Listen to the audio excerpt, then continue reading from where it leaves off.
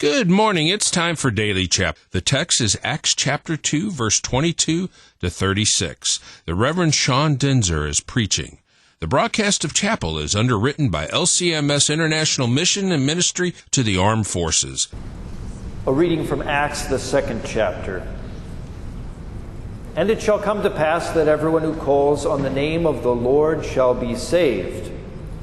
Men of Israel, hear these words. Jesus of Nazareth, a man attested to you by God with mighty works and wonders and signs that God did through him in your midst, as you yourselves know.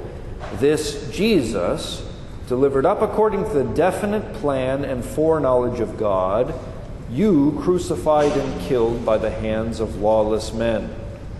God raised him up, loosing the pangs of death, because it was not possible for him to be held by it.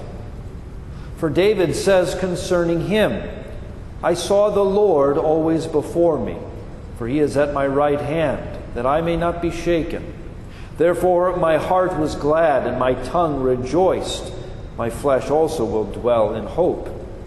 For you will not abandon my soul to Hades, or let your Holy One see corruption. You have made known to me the paths of life. You will make me full of gladness with your presence. Brothers, I may say to you with confidence about the patriarch David, that he both died and was buried, and his tomb is with us to this day. Being therefore a prophet, and knowing that God had sworn with an oath to him that he would set one of his descendants on his throne, he foresaw and spoke about the resurrection of the Christ, that he was not abandoned to Hades, nor did his flesh see corruption. This Jesus God raised up, and of that we are all witnesses. Being therefore exalted at the right hand of God, and having received from the Father the promise of the Holy Spirit, he has poured out this, that you yourselves are seeing and hearing. For David did not ascend to the heavens, yet he himself says, The Lord said to my Lord, Sit at my right hand, until I make your enemies your footstool. Let all the house of Israel therefore know for certain that God has made him both Lord and Christ, this Jesus whom you crucified. This is the word of the Lord. Thanks be to God. In the name of the Father, and of the Son, and of the Holy Spirit. Amen. Peter's sermon is well known to us. It's law and gospel. You crucified him, repent, and be baptized, as we'll hear tomorrow. But we tend to really avoid this body of the sermon. So let's consider today 2 points that aren't very popular among Lutherans. First, when Peter stands up to preach about Jesus, he points first to the mighty works and the wonders and the signs that God did through him. The miracles attested Jesus to us. Specifically to us, that is the Jews that Peter was addressing that day, but also to the whole world. He is the prophet like Moses who was promised, to whom we must listen. But as the Jews themselves were compelled to admit, all those Pharisees and scribes who opposed Jesus at every corner, no one can do the signs that he does unless he is from God, yes, indeed, unless he is claiming to be God. And it's become unpopular, at least among theologians, to talk this way. We know how quickly miracles are dismissed by those who consider themselves reasonable. And that means that we're not terribly satisfied with this proof and this attestation that God has given.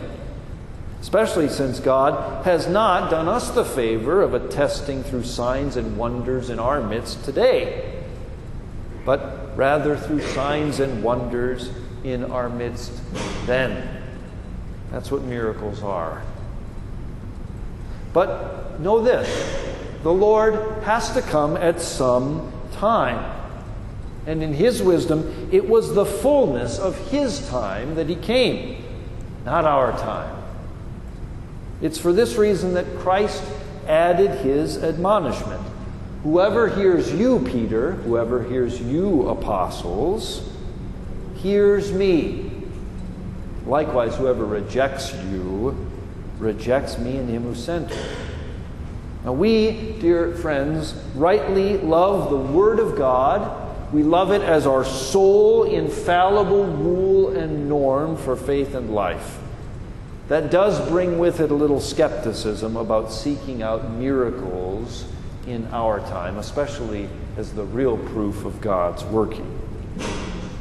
But let us not for that reason despise the mighty signs and wonders that God really did to attest to His Son, Jesus Christ, in their time.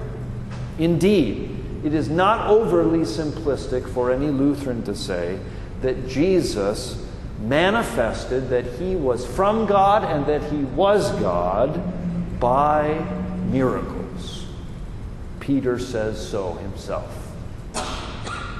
Now the second thing, Peter extols here the definite plan and foreknowledge of God in his recounting of Holy Week's events. He's not only saying that Jesus is the fulfillment of all these prophecies from David, of course he is, but he's also emphasizing that God was orchestrating all of these events. This is the language of sovereignty, that God is the master. He is in control. And that's not often the focus that we take as Lutherans. We want to talk about Christ and His mercy, not just God's unchangeable will going around doing as it pleases. But look at this. See how Peter does this. God's power and God's sovereignty are not circumventing Christ or making Him unnecessary. They are evident precisely in Jesus Christ. So our talk of our Lord's mastery of all things also ought to be sought in Christ. The Lord's mastery is observed chiefly in the suffering and the death of Jesus, the point that John's Gospel and Passion really tries to make to us. He was delivered up not by accident, not really at all by the hands of those lawless men, Romans, nor by the schemes of law-transgressing Jews. Rather, Jesus laid down His life of His own accord, or as Peter has it here, the Father saw to it that He was delivered up. The resurrection also was just as much God's doing. It was not an accident. It was not the surprise about Holy Week's events. It was not possible for Him to be held by the pangs of death. But here we also see how the Lord's sovereignty should not be misunderstood so that it harms faith or it makes God's word unnecessary or uncertain. Psalm 16 is Christ Himself speaking, confidently confessing that He believes and trusts not only in the Father's power and mastery over death, but furthermore, the Father's willingness and desire to save. The Lord makes known the path of life. He does not hold out His bare sovereignty with all of its uncertain possibilities. God makes known to men, to us, His deep intentions also. He promises something to us so that faith can believe Him and trust in Him and have confident hope for something. And our God keeps the promises that He makes. He is earnest to demonstrate His power, His sovereignty, His sway over all things openly by doing just what He promised that He would do. And in Jesus Christ, as David and Joel foretold, the promises of God are yes, and they are amen. God's Spirit, not wine, has a hold on Peter.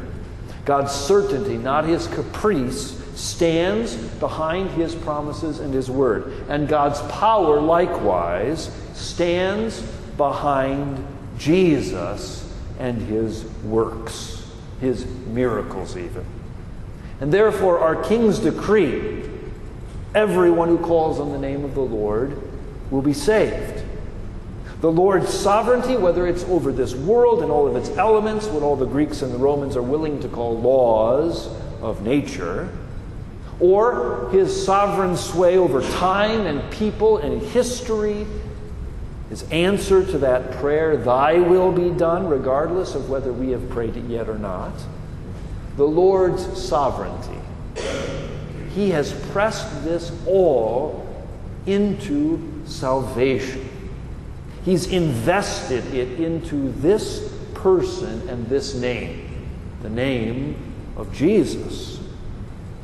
Now, most are obliged to talk about God being sovereign and God working miracles at the same time, when everything is uncertain. And in fact, with an emphasis just on how uncertain, equally so, his answer and his solution or his salvation is going to be. That's when you hear people say, God's in control. And it rings pretty hollow. Rather, it should be just as Peter says it.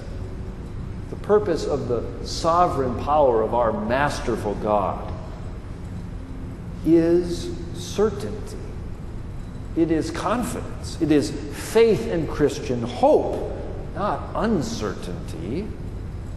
Listen to Peter again. Know for certain that the Jesus whom you crucified, God has made both Lord and Christ. I say to you with confidence that David was not talking about you or himself, but he was talking about Jesus. But for what purpose has God taken all of history and all of the Bible to attest to this Jesus? Well, it is so that in him those promises might be just as certain for you also. Since he is at my right hand, I shall not be shaken either. So it is that David's tomb stands in Jerusalem and will for some time yet. But there will be a day when David will sing those words for himself. And dear friends, you ought to be among the Christians who sing it in Christ also. In the name of the Father, and of the Son, and of the Holy Spirit.